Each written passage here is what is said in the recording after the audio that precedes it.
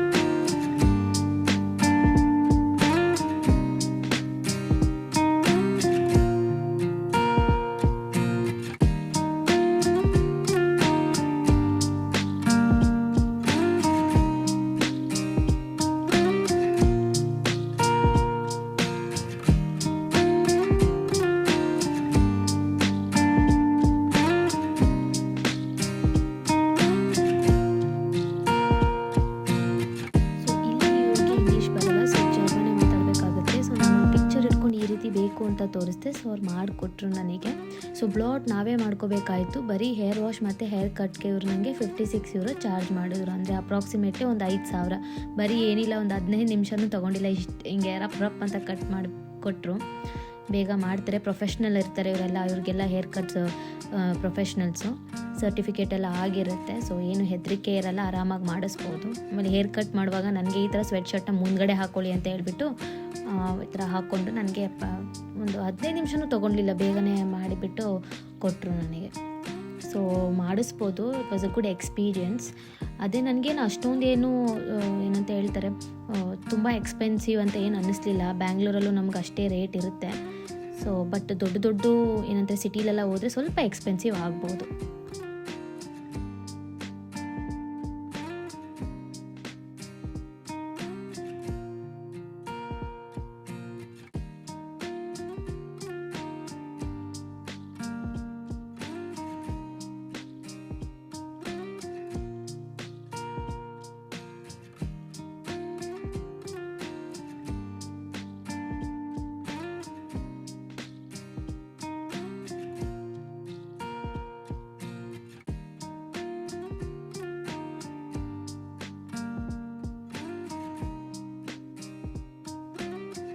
So ನಾನು ಬ್ಯಾಂಗ್ಳೂರಿಂದ ಬರುವಾಗ ಏನಂದರೆ ವೆಯ್ಟ್ ಲಿಮಿಟ್ ಇರೋದ್ರಿಂದ ಮಿಕ್ಸಿ ತೊಗೊಂಡು ಬರೋಕ್ಕಾಗಲಿಲ್ಲ, ಗ್ರೈಂಡರ್ ತೊಗೊಂಡು ಬರೋಕ್ಕಾಗಲಿಲ್ಲ. ಒಂದು ಸ್ವಲ್ಪ ಚಿಕ್ಕದು ಬ್ಲೆಂಡರ್ ಒಂದಿತ್ತು ಅಷ್ಟೇ ನನ್ನ ಹತ್ರ. ಸೊ ದೋಸೆ ಎಲ್ಲ ನಾನು ವೀಕ್ಲಿ ಮಾಡೋದಾಗ ನನಗೆ ಹೆವಿ ಕ್ವಾಂಟಿಟಿಲಿ ಮಾಡುವಾಗ ಸ್ವಲ್ಪ ಒಳ್ಳೆ ಗ್ರೈಂಡರ್ ಬೇಕು ಅಂತ ಅನ್ನಿಸ್ತು. ಸೊ ನೋಡೋಣ ಅಂತ ನಾನು ಅಲೆ ಸೆಂಟರಲ್ಲಿ ಸ್ಯಾಟರ್ನ್ ಅಂತ ಸ್ಟೋರಿಗೆ ಬಂದೆ. ಸೊ ಇಲ್ಲಿ ನಮಗೆ ಬಾಶ್ದು ನೋಡಿದ್ವಿ, ಒಂದು ಒಳ್ಳೆ ಚೆನ್ನಾಗಿದೆ ಅಂತ ಅನ್ನಿಸ್ತು. ಬಿಕಾಸ್ ಇದು ಟೆಸ್ಟ್ ಮಾಡಿರೋ ಪ್ರಕಾರ 1200 ವೋಲ್ಟೇಜ್ ಇತ್ತು. ಆ್ಯಂಡ್ ಆಲ್ಸೋ ಇವರು ಕ್ವಾಲಿಟಿನ ಚೆನ್ನಾಗಿ ಮೇಂಟೈನ್ ಮಾಡ್ತಾರೆ ಬಾಶು.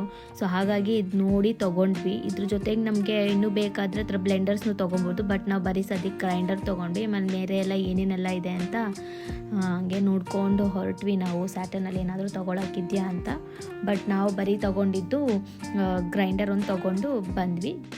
ನಂತರ ನಾವು ಗ್ರಾಸರಿ ಶಾಪಿಂಗ್ ಮಾಡೋಣ ಅಂತ ಗ್ರಾಸರಿ ಸ್ಟೋರ್ಸ್ಗೆಲ್ಲ ಹೊರಟ್ವಿ. ಸೊ ಏನೇನೆಲ್ಲ ಬೇಕು ಒಂದು ವಾರಕ್ಕೆಲ್ಲ ತೊಗೊಂಡ್ಬಿಡ್ತೀವಿ, ಫ್ರೂಟ್ಸ್, ವೆಜಿಟೇಬಲ್ಸ್ ಎಲ್ಲ. ಇದು ಬಂದುಬಿಟ್ಟು ಡೆಪೋ ಅಂತ. ಸೊ ಇಲ್ಲಿ ನಮಗೆ ಫ್ರೂಟ್ಸ್ ಚೆನ್ನಾಗಿ ಸಿಗುತ್ತೆ ಮತ್ತು ವೆಜಿಟೇಬಲ್ಸ್ ಕೂಡ. ಸೊ ನಾನು ಪೈನಾಪಲ್ನ ನೋಡಿ ತೊಗೊಂಡೆ, ಸ್ವಲ್ಪ ಫ್ರೂಟ್ಸ್ ಎಲ್ಲ ತೊಗೊಂಡು ಬಿಲ್ ಮಾಡಿಕೊಂಡು ನೆಕ್ಸ್ಟ್ ನಾವು ಮನೆಗೆ ಹೊರಟ್ವಿ.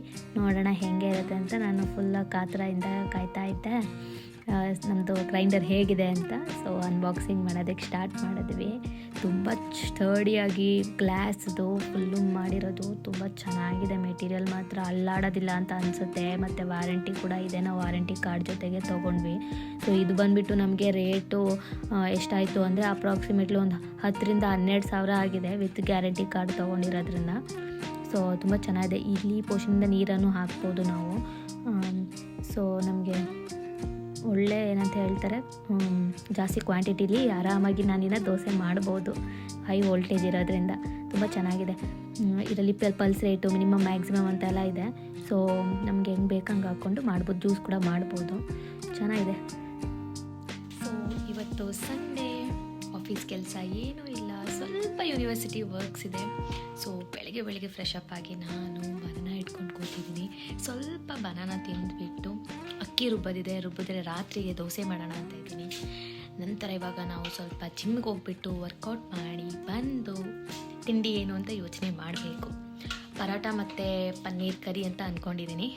ಹೋಪ್ಫುಲಿ ಬಂದ ಮೇಲೆ ಸ್ಟ್ರೆಂತ್ ಇರುತ್ತೆ ಅಡುಗೆ ಮಾಡೋಕ್ಕೆ ಅಂತ ಅಂದ್ಕೊತೀನಿ. ನೋಡೋಣ ಹೇಗೋಗುತ್ತೆ ಇವತ್ತು ಡೇ ಅಂತ ಕ್ಯಾಪ್ಚರ್ ಮಾಡ್ತೀನಿ. ನಾವು ತೊಗೊಂಬಿಟ್ಟಿದ್ದು ಗ್ರೈಂಡರ್ನ ಪ್ರಯೋಗನೂ ಮಾಡಾಯಿತು. ಹೇಗಾಗುತ್ತೆ ಗ್ರೈಂಡ್ ಅಂತ ಜಸ್ಟ್ ಇನ್ 1 ಮಿನಿಟಲ್ಲಿ ಗ್ರೈಂಡ್ ಮಾಡಿ ಬಿಸಾಕ್ಬಿಡುತ್ತೆ. ನೋಡಿ ಎಷ್ಟು ನೀಟಾಗಿ ಗ್ರೈಂಡ್ ಮಾಡ್ತು ದೋಸೆ ಇದನ್ನ. ನೋಡಿ ಜರ್ಮನಿಯಲ್ಲಿ ಏನೇನೆಲ್ಲ ಕಂಡಿರ್ದಿರ್ತಾರೆ ಅಂತ. ಇದನ್ನು ಏನಕ್ಕೆ ಯೂಸ್ ಮಾಡ್ತಾರೆ ಅಂದರೆ, ಇವಾಗ ನಮ್ಮದು ಬಟ್ಟೆಯಲ್ಲಿ ಎಲ್ಲ ಇವಾಗ ಗುಂಗುರು ಥರ ಏನೇನೋ ಬಂದಿರುತ್ತಲ್ಲ, ಎಕ್ಸ್ಟ್ರಾ ಥಿಂಗ್ಸ್ ಎಲ್ಲ, ಈ ಥರ ನನ್ನ ಪ್ಯಾಂಟಲ್ಲಿ ನೋಡಿ ಈ ಥರ ಎಲ್ಲ ವೈಟ್ ಹೇರ್ಸು ಅಥವಾ ಡಸ್ಟ್ ಪಾರ್ಟಿಕಲ್ಸ್ ಎಲ್ಲ ಇಲ್ಲಿ ನಿಮಗೆ ಕಾಣ್ತಾ ಇರುತ್ತೆ ನೋಡಿ, ಈ ಥರದ್ದೆಲ್ಲ ಹೋಗಿಸ್ಬೋದು. ಸೊ ಅದು ನೋಡಿ ಡಸ್ಟ್ ಎಲ್ಲ ಇದಕ್ಕೆ ಬಂದು ಹಿಂಗೆ ಅಂಟ್ಕೊಂಡಿರುತ್ತೆ. ಆಮೇಲೆ ನಾವು ಇದನ್ನು ಇಲ್ಲಿ ಈ ಥರ ರಿಮೂವ್ ಮಾಡಿ ಈಗ ಇಲ್ಲಿ ಡಸ್ಟ್ ಇದೆ ನೋಡಿ, ಈಗ ನೋಡಿ ಎಷ್ಟು ಕ್ಲೀನ್ ಆಯಿತು. ಅದೇ ರೀತಿ ನಾವು ಎಲ್ಲೆಲ್ಲ ಇದೆ ಹಂಗೆಲ್ಲ ತೆಗೆದ್ರೆ ಇಲ್ಲಿ ಬಂದು ಡಸ್ಟ್ ಪಾರ್ಟಿಕಲ್ಸ್ ಸ್ಟಿಕ್ ಆಗುತ್ತೆ. ಸೊ ಈ ಥರ ಹಿಂಗೆ ಮಾಡಿದ್ರೆ ಡನ್. ಇತ್ತೀಚೆಗೆ ಫಿಟ್ನೆಸ್ ಮೇಲೆ ಸ್ವಲ್ಪ ಇಂಪಾರ್ಟೆನ್ಸ್ ಕೊಡ್ತಾ ಇದ್ದೀನಿ. ಬಿಕಾಸ್ 9 to 5 ಜಾಬು, ಆಮೇಲೆ ಸ್ಟಡೀಸ್ ಅಂದ್ಕೊಂಡು ಬರೀ ಕೂತೇ ಇರ್ತೀನಿ. ಹಾಗಾಗಿ ಜಿಮ್ ಕಡೆಗೆ ಹೋಗೋಣ ಅಂತ ರೆಡಿಯಾಗಿ ನಾನು ಹೊರಟೆ. ಫೈನಲಿ ಮೆಂಬರ್ಶಿಪ್ ತೊಗೊಂಡೇ ಬಿಟ್ಟೆ. ಬಿಕಾಸ್ ಪ್ರೊಕ್ರಾಸ್ಟಿನೇಟ್ ಮಾಡಿಕೊಂಡೇ ಇದ್ದೆ. ವಿಂಟರ್ ಬೇರೆ, ಏನೂ ಹೊರಗಡೆ ಹೋಗೋದಕ್ಕಾಗಲ್ಲ, ವಾಕಿಂಗ್ ಕೂಡ ತುಂಬ ಕಮ್ಮಿ. ಸೊ ಫಿಸಿಕಲ್ ಮೂಮೆಂಟ್ಸೇ ಇಲ್ಲ ಬಾಡೀಲಿ ಅಂದಾಗ ನಮಗೆ ಒಳ್ಳೇದಲ್ಲ ಅಂತ ಅನ್ನಿಸುತ್ತೆ ಮಸಲ್ಸ್ಗೆ ಮತ್ತು ಬೋನ್ಸ್ಗೆಲ್ಲ. ಹಾಗಾಗಿ at least running, walking, simple exercise ಆದರೂ ಮಾಡೋಣ ಅಂತ ಜಿಮ್ದು ಸಬ್ಸ್ಕ್ರಿಪ್ಷನ್ ತೊಗೊಂಡೆ. ಸೊ ವೆಯ್ಟ್ ನೋಡೋಣ ಅಂತ ಬಂದೆ ವೆಯ್ಟ್ ಚೆಕ್ ಮಾಡೋದಕ್ಕೆ, ನೋಡೋಣ ಎಷ್ಟಿದೆ ಅಂತ. ನೋಡ್ಬೋದು 44 kg ಇದ್ದೀನಿ. 44 ಅಲ್ಲ 43 ಇದ್ದೀನಿ. 45 ಇದ್ದೆ ಬೆಂಗಳೂರಿಂದ ಬಂದಾಗ. ಸೊ ವೆಯ್ಟ್ ಡಿಕ್ರೀಸ್ ಆಗಿದೆ. ಸೊ ಚೆನ್ನಾಗಿ ತಿನ್ನಬೇಕು ನಾನು. ಜಿಮ್ಮಲ್ಲಿ ಏನಂದರೆ ನಮಗೆ ಈ ಥರ ಎಲ್ಲ ಕಡೆ ಸ್ಟೋರೇಜ್ದು ಒಂದು ಕ್ಯಾಬಿನ್ ಥರ ಕೊಟ್ಟಿರ್ತಾರೆ ನಮಗಂತ ಹೆಸ್ರ ಮೇಲೆ ಕೊಟ್ಟಿರೋದಿಲ್ಲ. ಈ ಥರ ನಮಗೆ ಮೆಂಬರ್ ಕಾರ್ಡ್ ಇರುತ್ತೆ, ಆದರೆ ಎಷ್ಟೊಂದು ಬ್ಲಾಕ್ಸ್ ಇರುತ್ತೆ. ಸೊ ನಾವು ನಮ್ಮ ಐಟಮ್ಸ್ನ ಇದ್ರೊಳಗೆ ಇಟ್ಬಿಟ್ಟು ಆ ಮೆಂಬರ್ ಕಾರ್ಡ್ನ ನಾವು ಸ್ವೈಪ್ ಮಾಡಿದ್ರೆ ಆಟೋಮೆಟಿಕ್ ಲಾಕ್ ಆಗುತ್ತೆ.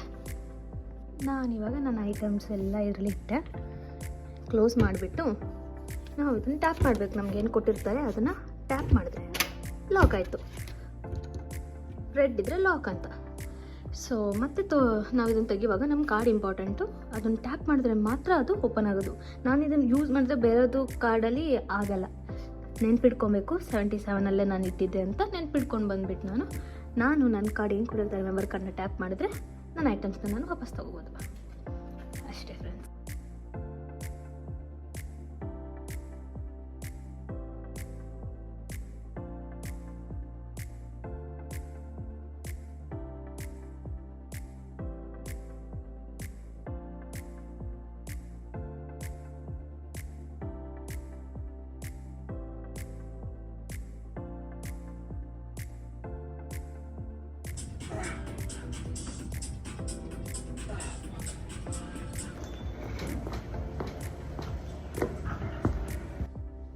ಎಕ್ಸಸೈಸ್ ಸ್ಟಾರ್ಟ್ ಆಯಿತು. ಇವಾಗ ಮನೆಗೆ ಅಡುಗೆ ಮಾಡ್ಕೊಂಡು ತಿನ್ನಬೇಕು.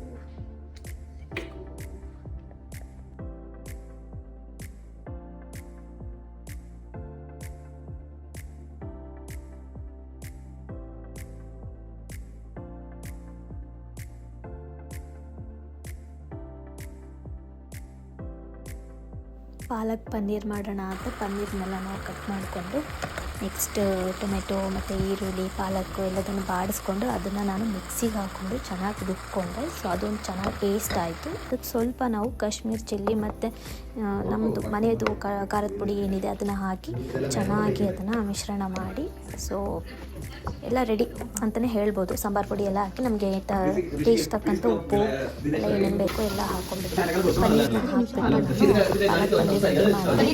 ಸೊ ನಾವು ವೆಜಿಟೇರಿಯನ್ಸ್ ಆಗಿರೋದ್ರಿಂದ ನಮಗೆ ಪನ್ನೀರ್ ಆಗಿರೋದ್ರಿಂದ weekly once or twice paneer ತಿಂತಿರ್ತೀನಿ.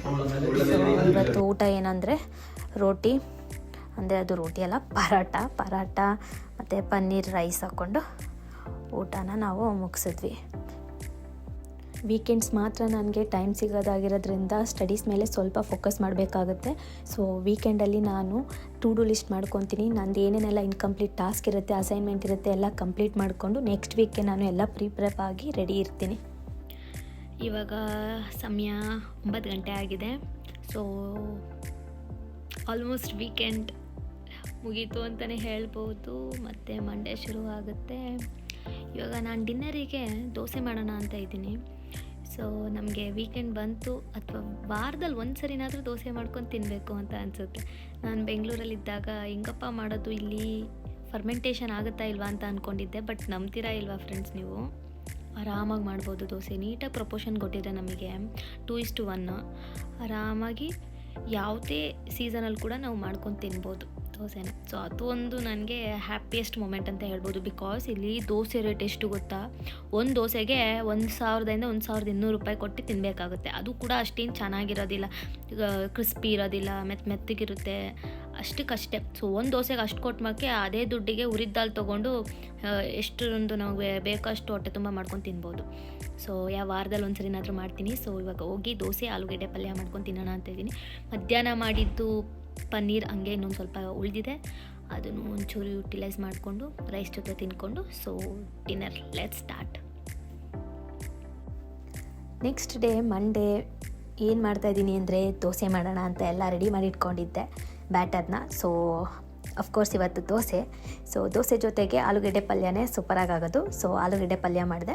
Next ನಾನು ದೋಸೆ ಹೆಂಗಿದೆ ಅಂತ ಫರ್ಮೆಂಟ್ ಆಗಿದೆ ಅಲ್ಲ ಅಂತ ಚೆಕ್ ಮಾಡಿದೆ. ತುಂಬ ಚೆನ್ನಾಗಿ ಫರ್ಮೆಂಟ್ ಆಗಿತ್ತು. ದೋಸೆ ಚೆನ್ನಾಗೇ ಬರುತ್ತೆ ಇಲ್ಲಿ, ನೀಟಾಗಿ ಪ್ರಪೋರ್ಷನಲ್ಲೆಲ್ಲ ಹಾಕಿದರೆ ದೋಸೆ ತುಂಬ ಅದ್ಭುತವಾಗೇ ಬರುತ್ತೆ ಇಲ್ಲಿ. ಬಟ್ ಇನ್ನೂ ನಮ್ಮ ಅಮ್ಮ ಮಾಡೋ ರೀತಿಯಲ್ಲೆಲ್ಲ ನಾವು ಅಷ್ಟು ಚೆನ್ನಾಗಿ ಮಾಡ್ಕೊಂಡು ತಿನ್ನೋಕ್ಕಾಗ್ತಾಯಿಲ್ಲ. ಬಟ್ ಹೊಟ್ಟೆಪಾಡು ಏನೋ ಒಂದು ತಿನ್ಬೋದು ಅಷ್ಟೇ. ಹೊಟ್ಟೆ ತುಂಬ್ಕೊಳ್ಳೋಕ್ಕಂತೂ ಏನೂ ತೊಂದರೆ ಇಲ್ಲ. ನೋಡ್ಬೋದು ನೀವೇ, ತುಂಬ ಚೆನ್ನಾಗಿ ಬಂತು ದೋಸೆ. ಸೆಟ್ ದೋಸೆನೂ ಮಾಡಿಕೊಂಡೆ ಮತ್ತು ನಾವು ಮಸಾಲೆ ದೋಸೆನೂ ಮಾಡಿಕೊಂಡು ಚೆನ್ನಾಗಿ ತಿಂದ್ವಿ. ಸೊ ಜರ್ಮನಿಯಲ್ಲಿ ನಾನು ಹೇಗೆ ವೀಕೆಂಡ್ನ ಸ್ಪೆಂಡ್ ಮಾಡ್ತೀನಿ ಅನ್ನೋದನ್ನ ಈ ವ್ಲಾಗಲ್ಲಿ ನೀವು ನೋಡಿರ್ಬೋದು. ಸೊ ಇದಾಗಿತ್ತು ಈ ವ್ಲಾಗ್. ಮತ್ತೆ ನೆಕ್ಸ್ಟ್ ವ್ಲಾಗಲ್ಲಿ ಸಿಗೋಣ. ಅಲ್ಲಿವರೆಗೂ ಎಲ್ಲರಿಗೂ ಟಾಟಾ, ಬಾಯ್, ಟೇಕ್ ಕೇರ್. ಈ ವ್ಲಾಗ್ ನಿಮ್ಗೆ ಇಷ್ಟ ಆಗಿದ್ರೆ do like, share and subscribe friends. ಮತ್ತೆ ಮುಂದಿನ ವ್ಲಾಗಲ್ಲಿ ಸಿಗೋಣ.